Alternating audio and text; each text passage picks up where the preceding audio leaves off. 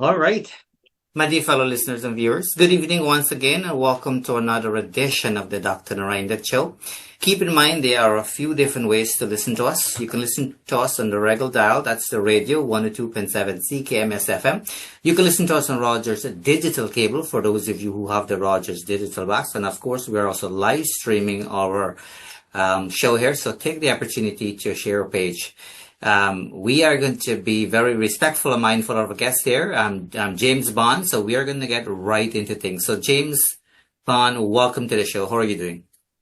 I'm great, Doc. How are you doing? I am doing good, man. The weather is getting nice, all of that. So things are looking good on this end as well, too. So thanks for asking. I like your scarf. Yeah, man. Nice, We're celebrating in our way, too, So that's awesome. Yeah, so speaking of that, obviously we have the Guyana independence. We have lots to talk about within the short time that we have with you. Obviously happening tomorrow, but its celebrations started obviously a few days ago, and for some people longer time. What's going on in Guyana in terms of, how people celebrate an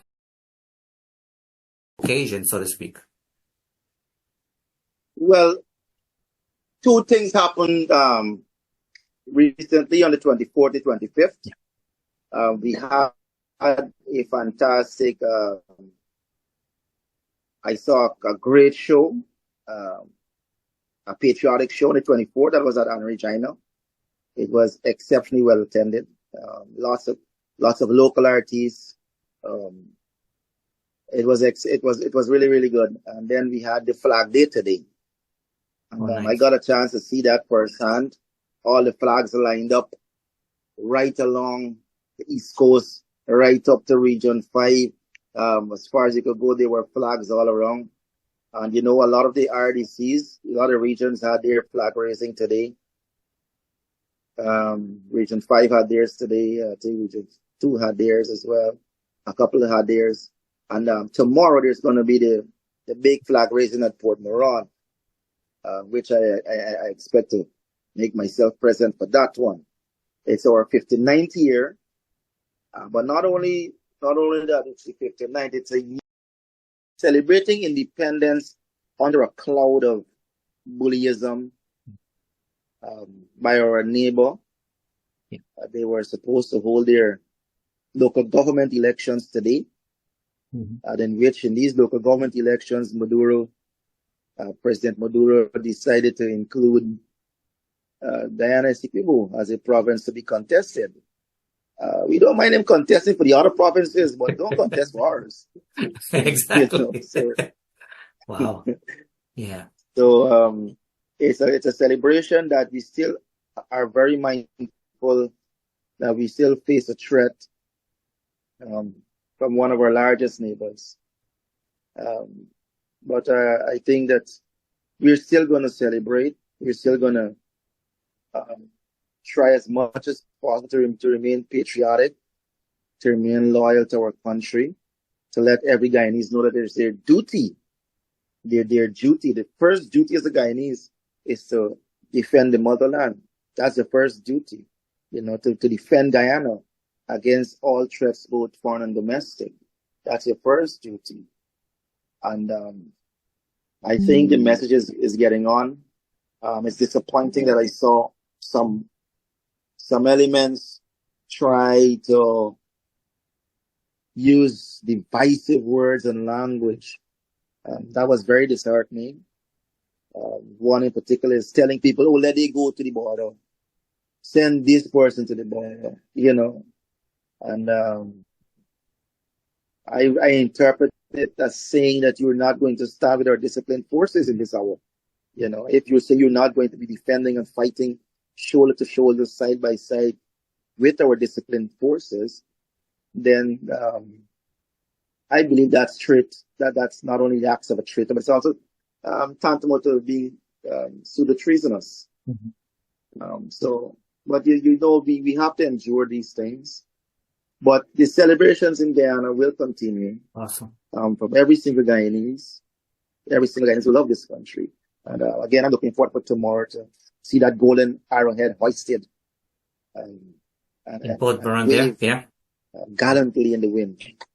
Awesome. Yeah. I was born and raised in Berbice, so I know the Port area and whatnot really Wow, well. nice. Just here. I Yes. used to live right by the Secretary Beach. I'm assuming you may have visited there many times, right? Oh, yeah, Yeah. yeah. Yeah.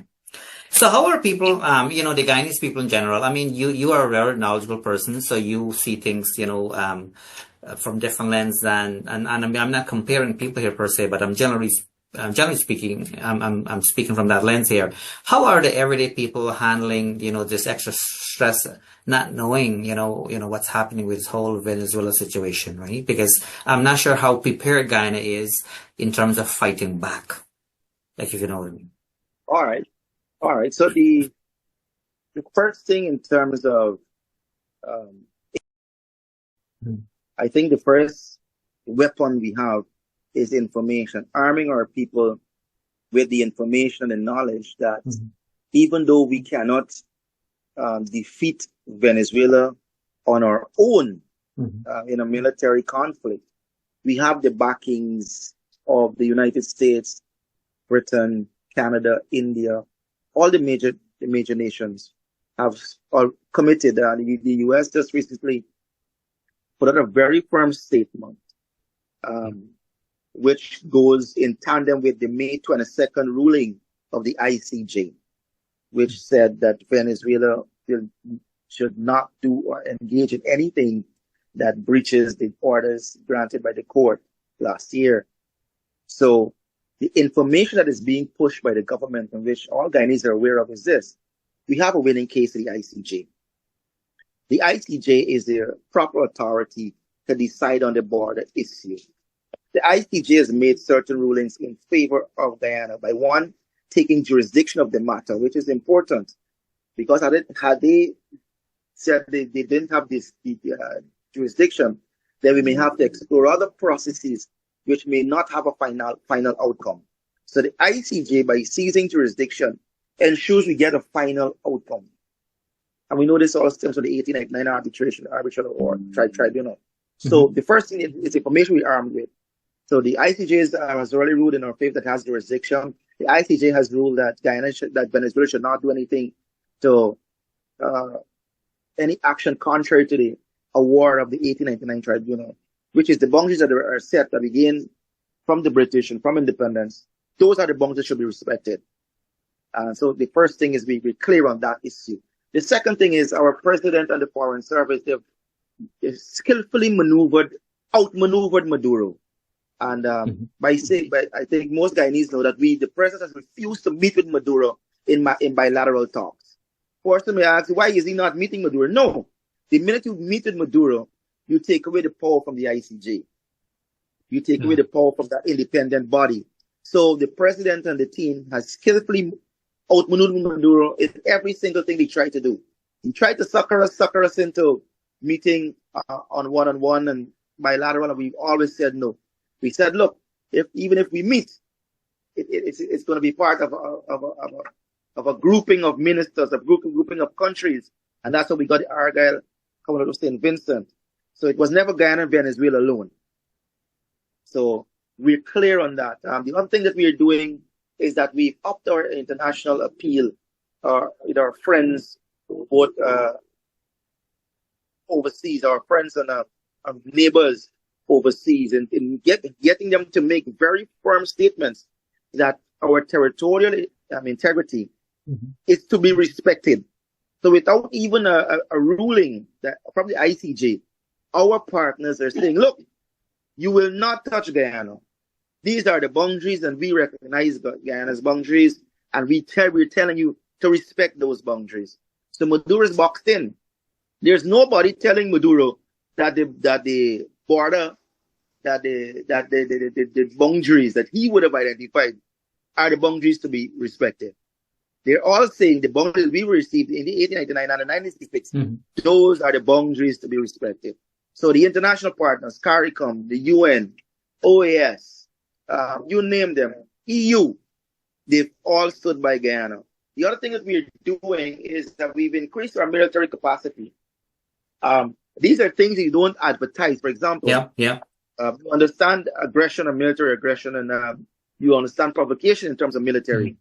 So we don't have to put a picture out there that we're patrolling our borders, that we have our gunships out there. But we've been able to acquire recently a number of gunboats, and those are patrolling our borders. Those are taking care of our borders and monitoring things along the area. But I could tell you, there's absolutely nothing being done by Venezuela to affect our borders. They're not mobilizing troops. They're not in the area. They're not sending anyone over. Nothing at all. They've kept their distance. They've kept their distance to their side of the border, and that is crucial. So we've done all of that. We've also, in terms of at all times, calling for respect of the ICJ. It is important that we don't send any mixed signals as to whether or not we rely on the judgment of the ICJ. We've always consistently said, look, this is a matter for the ICJ. This is important too, because we know as a small nation, we can't get too aggressive in terms of our language. We can't be seen to be provoking anyone. If Venezuela wants to take that action, and as a matter of fact, Venezuela has not taken any action, anything vocally to say, look, we plan on invading Guyana. They've done the taunts, but out of the government of itself, they've never uttered the words that they're invading Guyana. They say, look, this territory belongs to us. We want to hold elections on this territory, but they've not taken any actions to exercise any control over Guyana. That is important. It shows that we're keeping them at bay. Now, persons may not say national diplomacy. This is one hell of a fight because it could have gone south. If you really understand international law, international protocols, and how they're breached, we could have had a Russia-Ukraine situation quite easily. But the president, the minister, the entire legal team, they've done a fantastic job in ensuring that the Guyanese on the ground understand that these are the things that we're doing and keeping them up to date with everything that is going on. And I know there are some opposition elements that have been trying to be sensational, but the average Guyanese, I could tell, are aware of the progress we've made at the ICJ, and they are aware that our friends and our neighbors are all in support and in solidarity of Guyana's case for the protection of its borders. Yeah, first of all, I really appreciate what you have been sharing. You brought up such an excellent piece as you were sharing. You talk about the importance of the communication piece and keeping people informed so that people understand what's happening. You mentioned something that I was not aware of, by the way. So I'm glad to share. I was not aware, and you can understand why sometimes people kind of worry in their own way, right? You mentioned something very interesting. You mentioned that Guyana, increase, the patrolling piece in terms of having more soldiers and so forth, if I heard you correctly, which is a beautiful thing to hear. You also mentioned that there's no need to publicize it and, put pictures there, say, hey, this is what we're doing. But at least it looks like Guyana is taking measures, right? Which is awesome. Yes. Yeah. It's beautiful. And doing it the right way, right?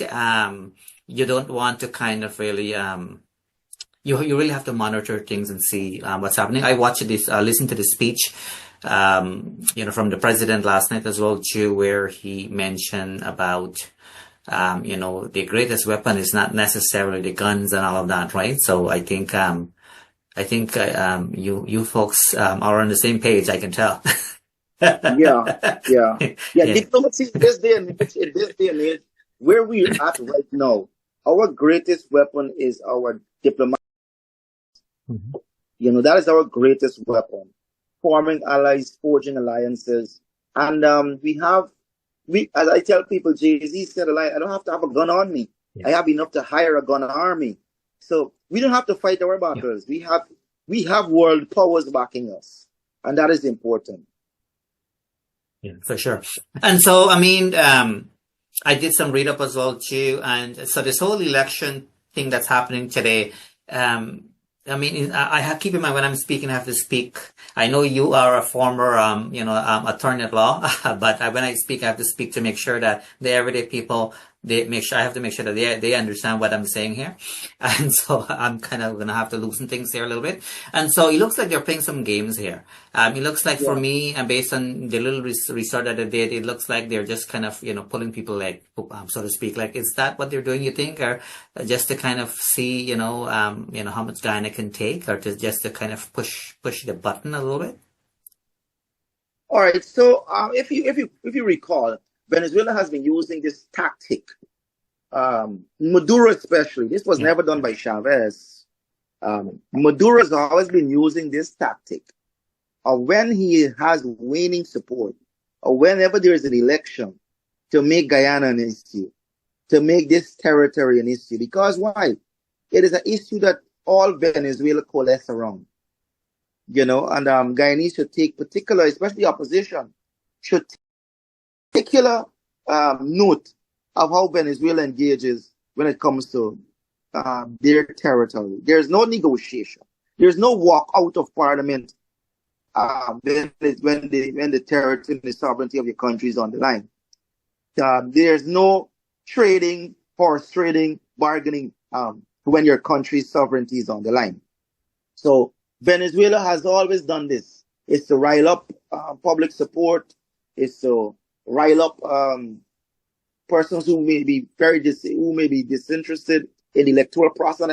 They're disinterested in the electoral process because the entire opposition believes that the last elections were rigged, and they have no confidence in the election process. So Maduro again uses this territorial issue as his whipping horse, and he beats it and he beats it and he runs it for whatever it's worth. And then, of course, it goes down into the shadows, goes cold. And then when there's some crises or election again in Venezuela, he brings it up again. So it is more of a ploy for him. It's more of a ploy, a piece of his way of manipulating the Venezuelan people.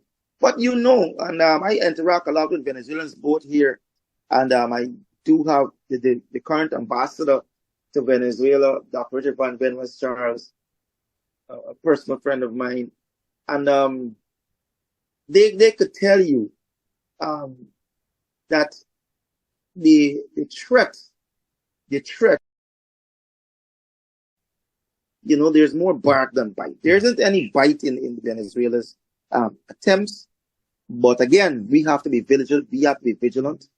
We have to take them seriously. We have to, at all times, not go on the back foot and say, "Oh, they're not going to invade us. They're not going to do this. They're not going to do that." We have to always keep our guard up and fight this aggressor, because he is aggressor. He is an aggressor. He is a bully. Yeah. I have not heard this one. There's more bark than bites. I like that. I love it. That's a good way to put it. You brought up something very interesting, James. You brought up the peace with the opposition, and I know this can get a little bit complicated here, but when it comes to something like this, I think you've nailed it, right? It is important for the entire country to come together, right, to fight for the benefit of the country. So this has nothing to do with our party, they're walking out from parliament and so forth. I think that's something people have to rethink and kind of understand what's happening, right? We are getting something big here, right? So this is a big issue, and we have to kind of, many hands make light work, right? We really have to work together. So what's your take on the opposition walk out of parliament? I've seen it as well, by the way. No, I find that not strange. I find it unpatriotic. And I don't think they're not patriots.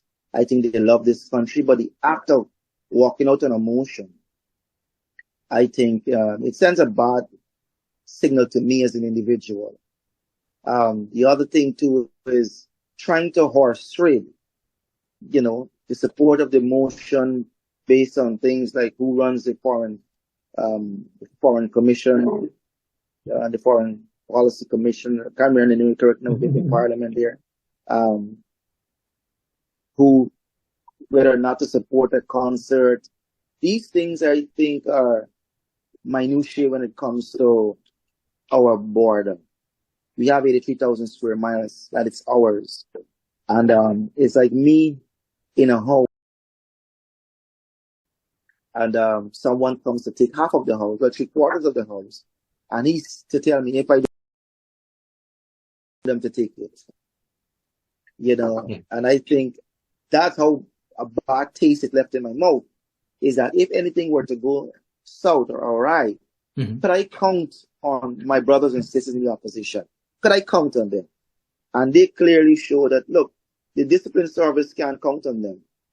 Because I think everything that is happening, we have to show the discipline services that we support them. Because they're the ones who will be first. They'll be first on the line.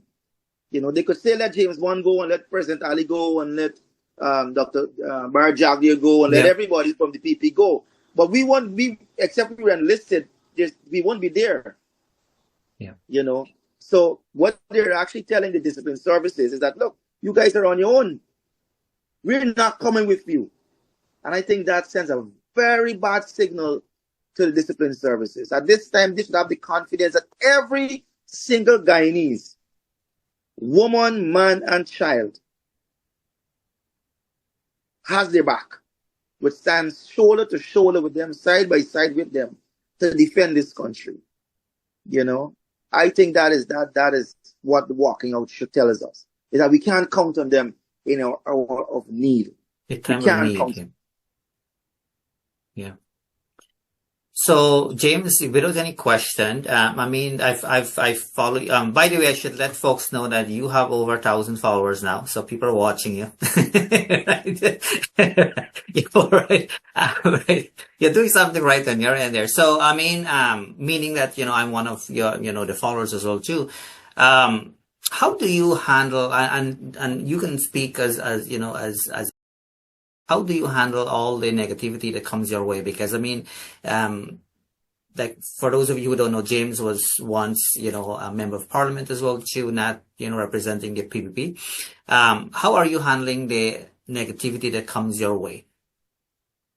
Let me say this. I was built for certain things. I was built for certain things. Growing up, I wasn't always the biggest, the strongest, but I was never bullied. Persons will tell you, no one has ever. I think one time, one guy, when I first got into school, a guy tried to test me, a bigger guy. And person will tell you that he was taller than me and I was jumping and cupping. So I grew up very resilient. It's got to be in you. So I grew up very resilient. I grew up being around people who tantalize me as well.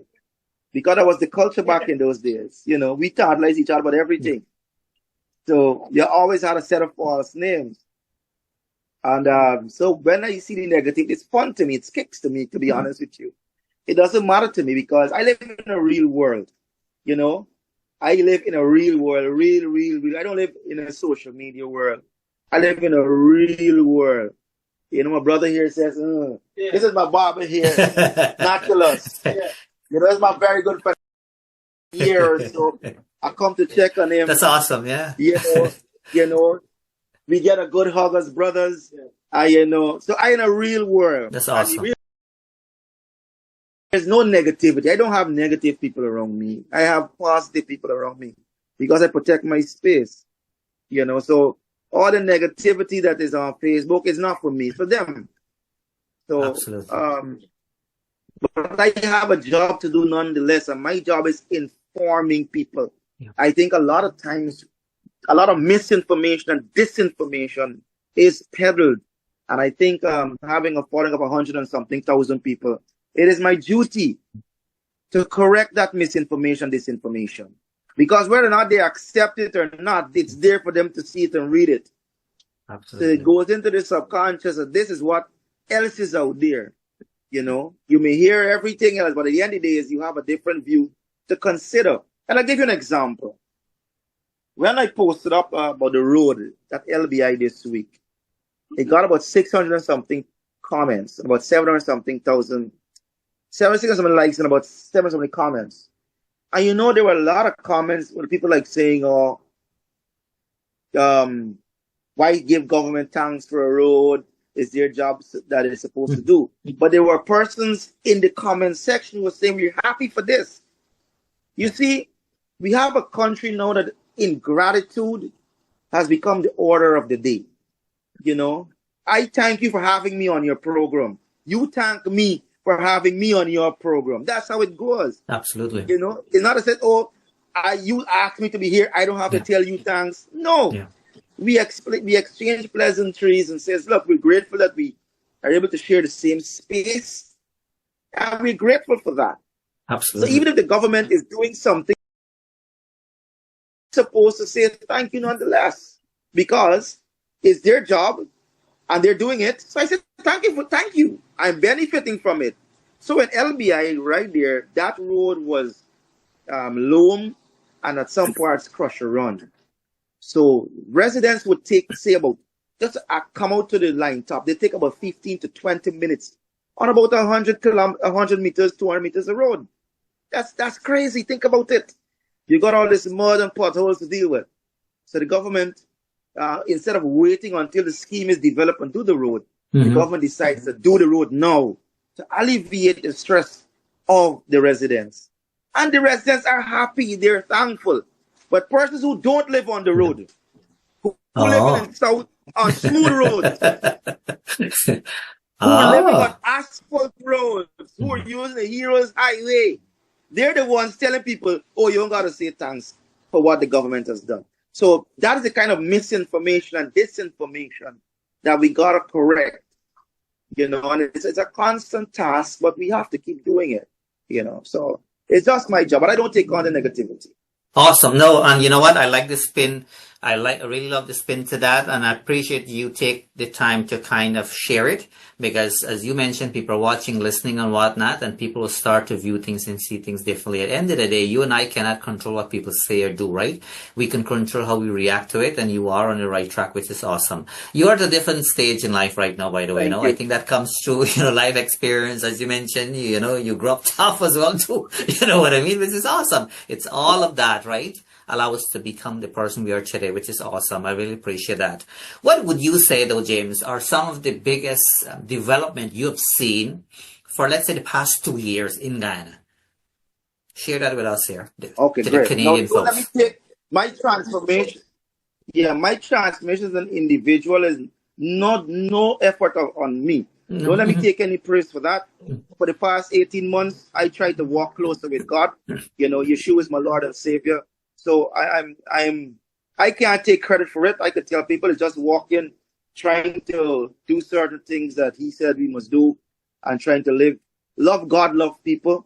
You know, that's really been why I've changed. Because if you don't know me back in the day, I'd be the first to go on live and cuss you out, abuse you out, and be on a negative vibe, you know. But a lot of the positivity that I'm on is because, my focus is different. You know, so you're new. So you are a newer version of James Bond, then, right? Is that yes, what you're James telling me Bond there, mate? 2.0. James Bond 2.0. I love it. I love it. James Bond 2. That's awesome. That's Still learning. awesome. Oh, yeah. But on the major development, let me say this here. Agriculture. I didn't even got to give you two. Let me give you, just focus on one. I could go on the other, but let me focus on agriculture. For sure.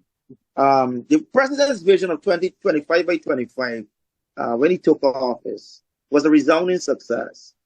Both internationally, he was acclaimed. He got an incredible acclaim for it, and CARICOM benefit the most because of this vision of his. We've been hearing for a number of years that our food import bill exceeds $4 billion US.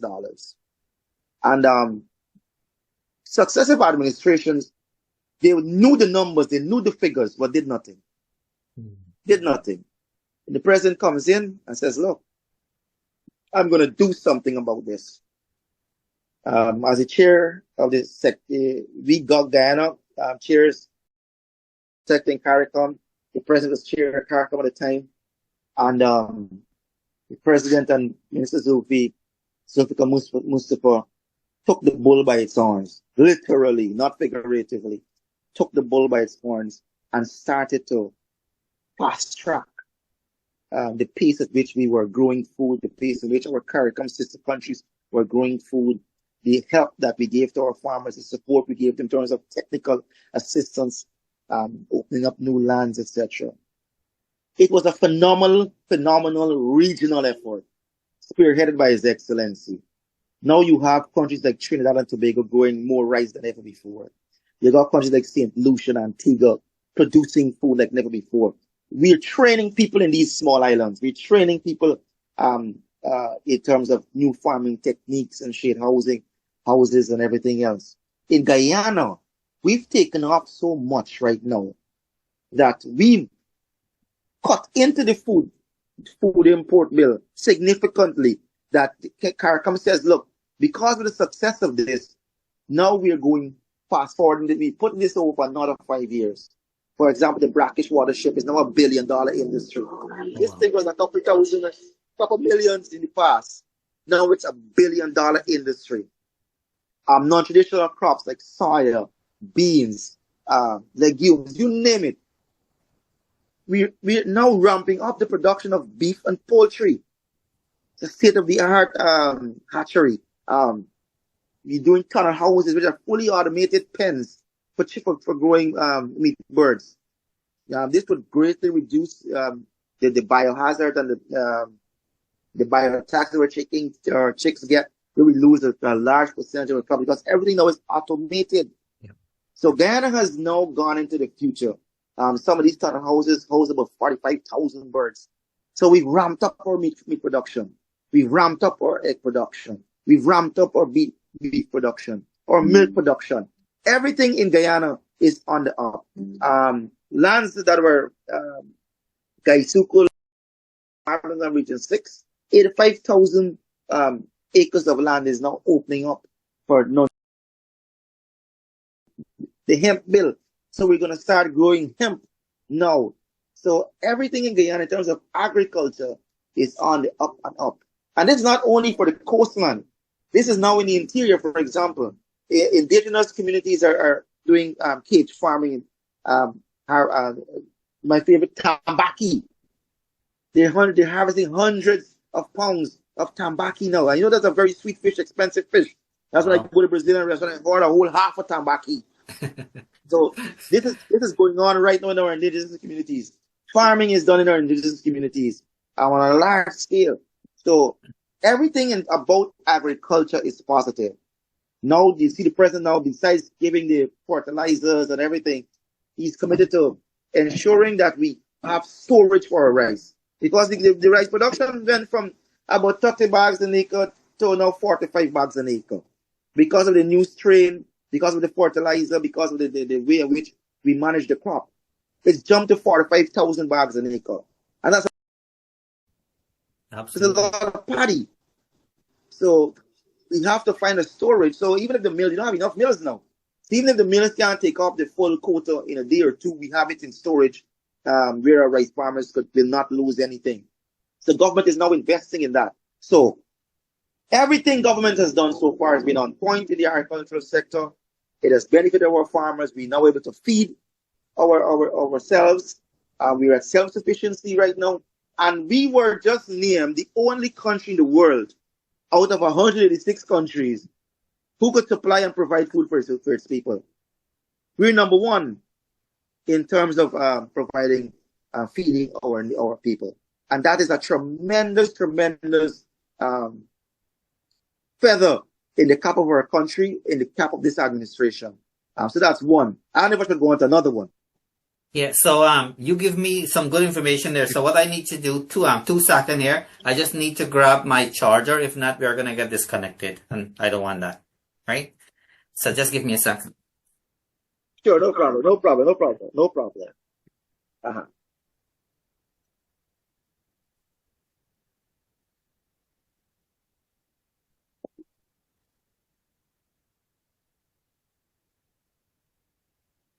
Yeah, so we are good. Let me just make sure.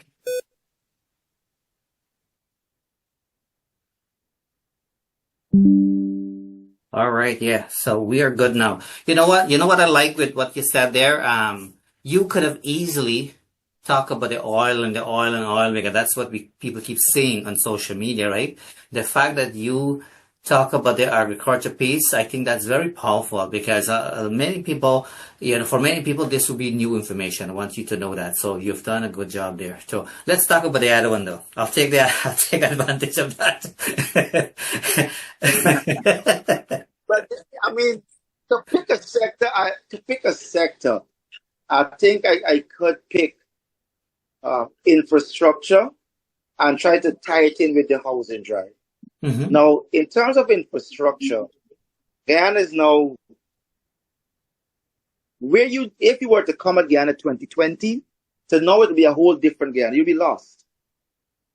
So in terms of the roadway, the infrastructure, we have new highways, thousands of new highways, kilometers of highways.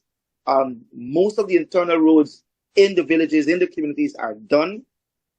The ones that are not done, as you know, just last week Sunday, we got one done for one of our comrades in Lancaster. Mm-hmm. And I also spoke to the minister concerning one of our people in Mocha, and he's going to look at that. So in terms of the roadways, we have moved from having just one major highway or two major to about 3 or 4 major highways. The Schoonard, according to Schoonard Highway, the Heroes Highway right through the Ogle, the new Ogle Highway, the new Peters Hall Highway. They're all new and coming on stream. We are now doing the railway embankment. That's going to be 4-lane. We're also doing the highway from New Amsterdam to right along the quarantine to the Suriname border. We're doing major works in terms of our road network, greatly improving that. And in terms of infrastructure as well, there's going to be 12 new hospitals, regional hospitals. They're built about 5 or 6 major secondary schools, state-of-the-art secondary schools, and they're building more secondary schools, so that is a plus as well. In every single area, we've had improvement when it comes to our building infrastructure. With a housing drive, they set the target at 50,000 house lots, and they're at 40-something thousand right now. So they will match that aggressive target. And just to show you, on the AP and UFC, they only built about 7 house lots. They only allocated 7,400 house lots. Under the People's Progressive Party Civic, it's over 45,000 house lots. Wow. So just to understand the scale of development, we have new housing schemes going up in Region 3.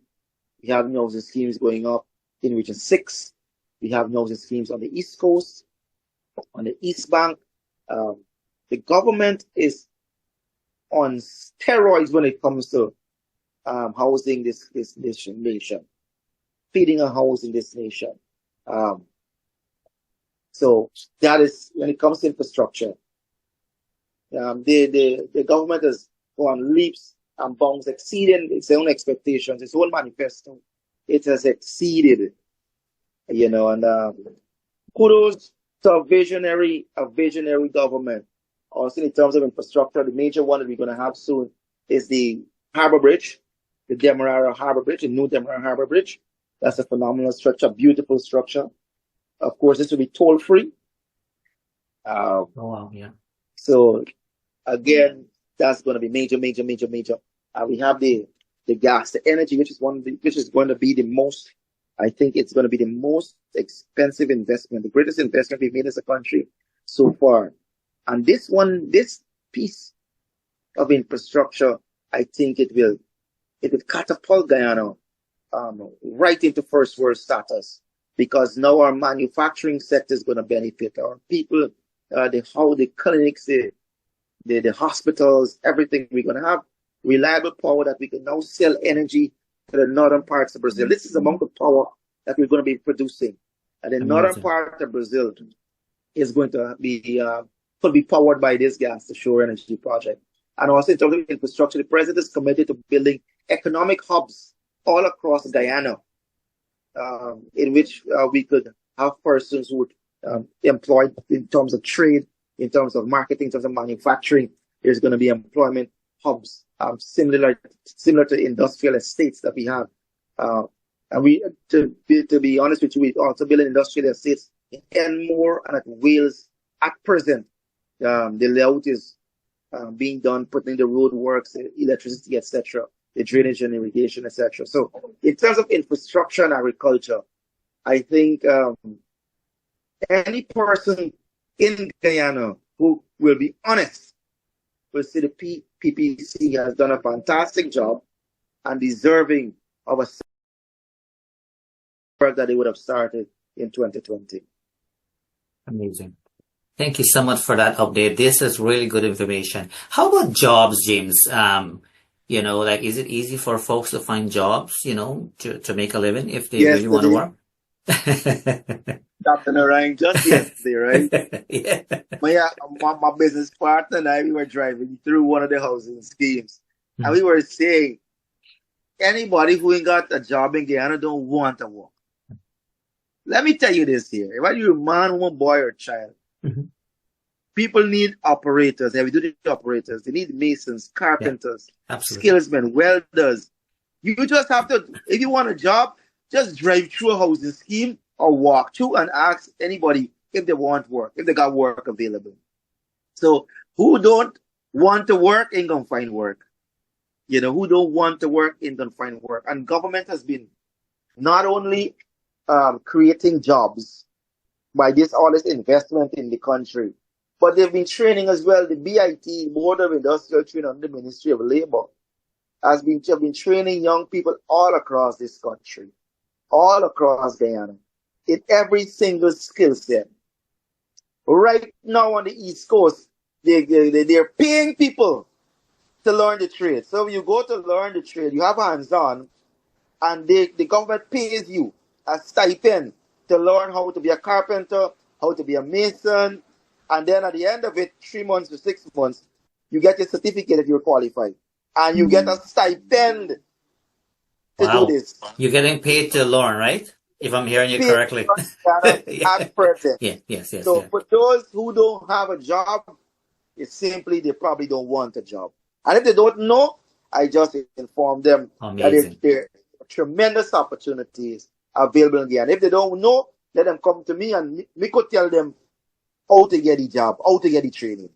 You sure? Because I have a lot of folks. I wouldn't do that to you, but I think you've done well to share that information. In fact, I had somebody in the show a few weeks ago from Germany. I think you may have known him. He goes by the name Tilu. He's just there for a few months and whatnot. And he said, anytime he wants a job, he just drive around. He mentioned exactly what you said, and he just asked. And he said there's always something for him to do, which is cool, right? Yeah, it's awesome.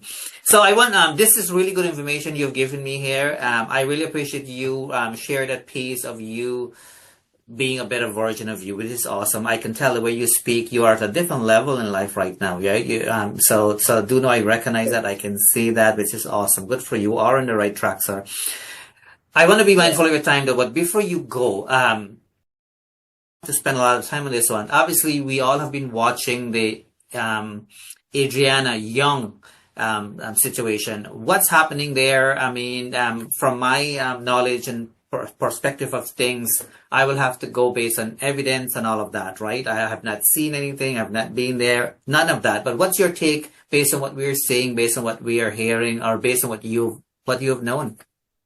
All right, now I want to begin by saying justice for Adriana Young. I want to say justice for Adriana Young. Mm-hmm. Everybody in Guyana wants to see justice for Adriana Young. There's no person in Guyana, in the world, who heard this story is content with what transpired. There's been such a shroud. I like to use the word cloud a lot, but there's been a hovering darkness, a hovering darkness of misinformation, of not knowing, of ignorance, when it comes to this young lady's demise. And it all started with the message from the Guyana police force that this young lady was seen in a cab, leaving the hotel. That I think has done more harm than anything. And even though the Guyana police force came back and said we were wrong, the damage had already been done. The damage had already been done. And no one at that time trusted the Guyana police force after them. You know, nobody trusted the Guyana police force after them. And that distrust still persists. The president, of course, has taken on the responsibility of trying to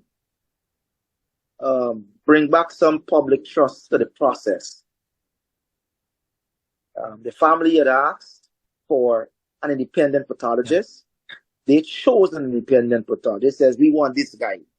I see, again, misinformation and disinformation in which they said the family wanted some guy of the training that the president says no. That was never the case. That was never the case. They asked for Dr. Collins from Delaware, and they got him. The president also said, you know what? Instead of having one, I'm going to have three. We're going to bring in three competent pathologists. They're going to work together. And so there's no doubt as to there's no doubt as to the propriety, as to the above board, as to the correctness of what is going to happen here, the due process, the correct procedures, or whatever the case is. The family also had a private doctor, personal doctor, and they also had an attorney. So in all, there were 5 persons overlooking this process with the family as well.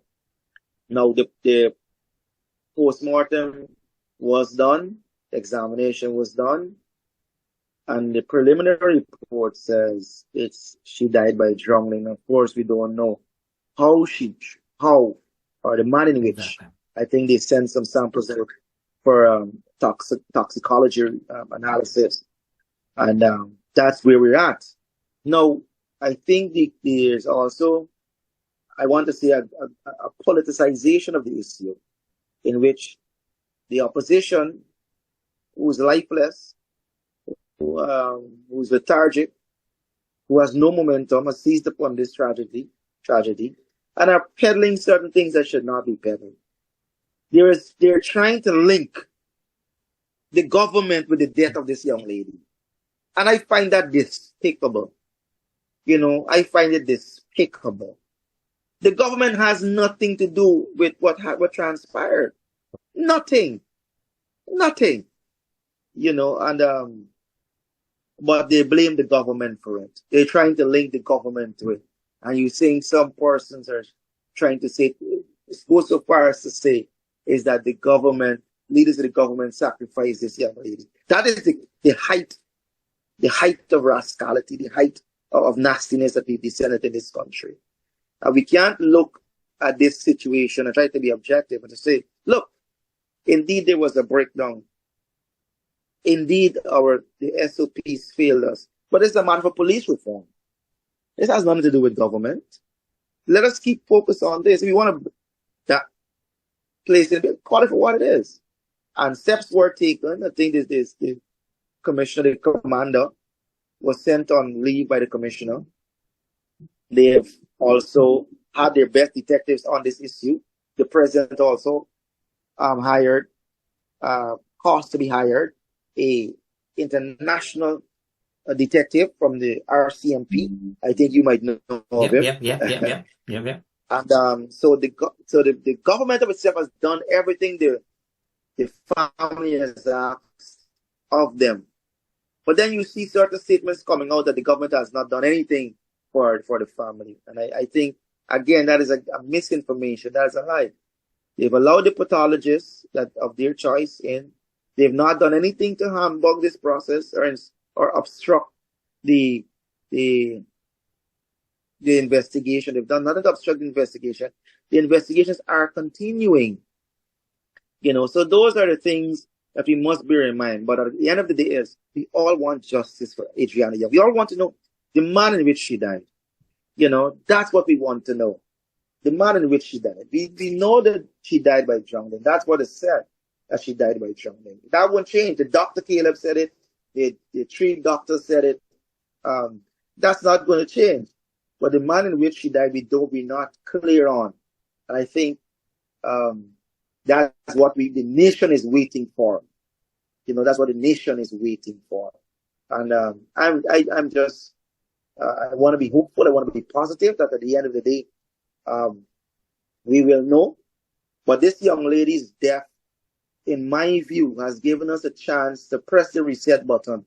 I know that phrase is being used a lot by politicians all across the world, to press the reset button. But I believe that we need to press the reset button as to how we respond to situations like this from the Guyana Police Force. We need modern SOPs. I think they've now upgraded the SOPs when it comes to missing persons, that they're not waiting. It's immediate now. These are minor changes, but they're saying notable changes. But we need SOPs that are functional, that are abided with to the letter and the T, and SOPs that have the citizenry's best interest at heart. I think the police's motto is to protect and serve, and we must always expect protection and service from them. And this is not to say that they're not good members and men and women of the Guyana Police Force. My son's godfather is a member of the Guyana Police Force. I love the Guyana Police Force. My uncle served in the Guyana Police Force, a high level as well. So I want to see the Guyana Police Force succeed. I call the Commissioner of Police my godfather, Clifton Hicken. He supported me for a number of years as someone I could call upon for advice, for words of encouragement, for the support, and I want to see the Guyana Police Force do well. So Adriana Young, I believe, is a point in our nation's history that we must get right. We must get it right. And I'm hopeful that it will be gotten right in the long run. Yeah. Yeah, you're right. A lot of people are keeping an eye. I think people are looking for some sort of satisfaction. But one of the things I'm noticing is that people don't have the patience as well too, right? These things, it takes time, as you would know, right? Like it doesn't happen within 24 hours. They have to be mindful, because once they have to make sure that everything is good and ready and good to go across all the T's before they get that information out in the public, right? So, and I don't think people have the patience, for all that. And, one of the things I disagree with, with some of the stuff that I've seen, I saw people burning down, buildings and, doing mischief and so forth. I think, people have to, and I know people have, different sort of mentality and all of that, but people have to be mindful of these things, right? Because it's not doing anybody any good when we go along that path, right? I think from, based on what I've seen, I think in some cases people just use the situation as an excuse as well too, based on what I've seen, right? But hopefully, we don't see, too much of that happening. Is that kind of easing down now a little bit? Yes, that was quelled in the first. And I commended the president. I told him, good job on this. After the postmortem was done, there were certain persons, elements. These weren't family members. These are persons so far removed from the process, but took and seized the opportunity to create mischief from mayhem. So what happened is there was a crackdown by the police on that. Persons who were spewing hate messages, persons who were inciting, they've all been rounded up and placed before the court. The persons who targeted Chinese supermarkets, beating homeless people, it was despicable. I was ashamed. I felt ashamed as a Guyanese. I felt ashamed. And the police force did an excellent job in cracking down on that, in not allowing mayhem to continue and to pervade in our society. We have a law-abiding society. There are certain things that can be settled and settled peaceably. Let us settle it peaceably. You could protest. I'm a protester. I will forever be a protester. But I won't protest and go burning somebody's car, burning their house, or beating them or killing them. I will not protest in that manner. You know, I will protest peaceably. But certain persons, again, they weren't protesting. They were committing criminal acts. They were committing terrorist acts. Persons think that terrorism is only foreign, but it will be a domestic terrorist. And a lot of these guys were terrorizing ordinary Guyanese. They were terrorizing ordinary Guyanese, ordinary law-abiding Guyanese. And they were treated as such. And I have no sympathies for that. So the government did a great job in cracking down on that. And Guyana right now, persons are in the street, persons are going about their daily business, going about their daily lives. It's peaceful in Guyana, the way it should be. Like I said, this is the best country on earth. This is the best country on earth. You're making me feel jealous now, James. We just gotta make this our paradise, man. You know. So on that note, So on that note, what is it that you would like to say to the people who live out of Guyana, particularly the Canadians, for example? Obviously, I live here in Canada. What is it that you Guyanese Canadian who are watching right now, or will be watching or listening at some point? The first thing I would say to them is put out messages in support of our territorial integrity, in terms of respecting our sovereignty, in terms of ensuring that we know that you are representing us in Canada. You may not be here physically, but you're getting the eyes and ears of your leaders over there that, look, there's a South American country that is that is being threatened by a bully. And we're Guyanese from that country. We're here now, but we want you to know that we covet your support. And of course, your ambassador here, Sebastian, he is given out a very strong and stirring support, statement in support of us. So that's the first thing. The second thing is, don't be afraid to come. I know the bureaucracy and the red tape can be a bit offsetting, and that is something we have to work on here in Guyana. But I think when you come here with first world attitudes, first world mindset, it would help us. It would improve us, because that is where we want to go. You know, we don't want to be still taking 3-4 days to register a business, 3-4 days to get information, 3-4 days. You know, time is money, and money is time. So we want to be able to set up shop, set up businesses, set up accounts in a fast time and a reasonable time. So those are the two things I would say. One, keep supporting us on the border issue, and don't be afraid to come back and invest in this great country of ours. That's awesome.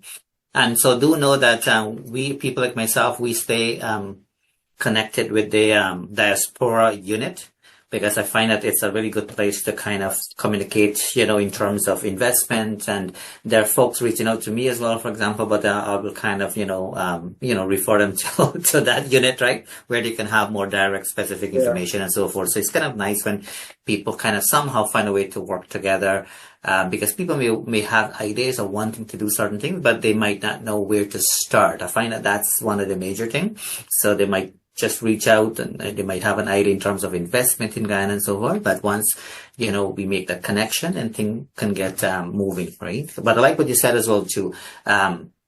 It's nice when, it's nice when people don't have to wait, let's say, to register a business or anything along that line. You give them, that sense of hope where, things will move along quickly, right? Because if you're accustomed to do things a certain way, and if you find that you get pushing around and running around, that can be hard as well too. Frustrating, yes. Yeah, yes, for sure. Absolutely.